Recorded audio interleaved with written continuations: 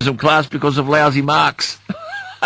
Doug and Leslie McGrath. John, good morning. Good morning, Alan. How are you? John, I'm going very well, thank you. I just wanted to, as you might know, I'm a member of the New South Wales Upper House and Greens member of the New South Wales Upper House.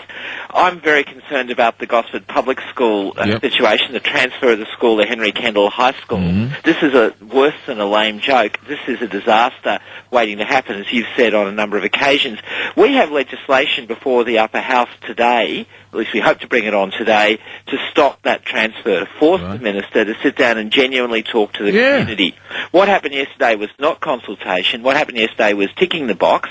The minister meets with some very fine members of the community and simply says, well, that's it. It's going to be moved, no worries. Because I said so. Well, that's right. He wouldn't have a clue about anything educational. I've given him the benefit of the doubt. New minister would know nothing about education. Nothing. Do you know, I think it's even worse than that, Alan. I think he knows, but he just doesn't have the courage to stand up to the local member, Chris Holstein, and say, no, you can't do this.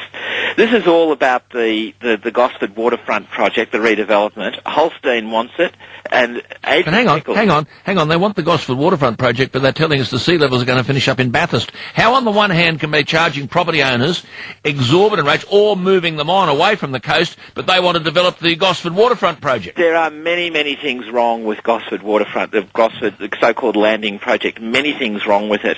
But what we're very concerned about, deeply concerned about, is that kids will end up on a site where there's no place to play, where there's an underground car park, Alan, an underground car park in a primary school without a line of sight to the back of it, a very dangerous space for kids, where there's one building where the little kids are upstairs and the big kids are downstairs. It won't be a successful teaching space. This is a government that sees a public school and sees a dollar sign instead.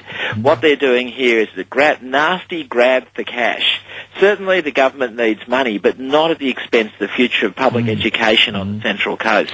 All right, well, now let me tell you what you do. You've obviously got information about this as well. Would you please email me, John, and send that to me? I can't believe Barry O'Farrell, in light of everything he said, very reasonable bloke, is allowing this sort of stuff to go on. You're right.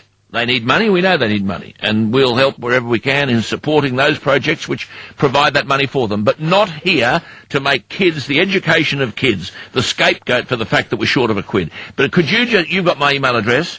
Just hang on there, John, and go back to Frank and get that stuff to me because I've got to go to the news. Sure. Thank you for ringing. Thank you.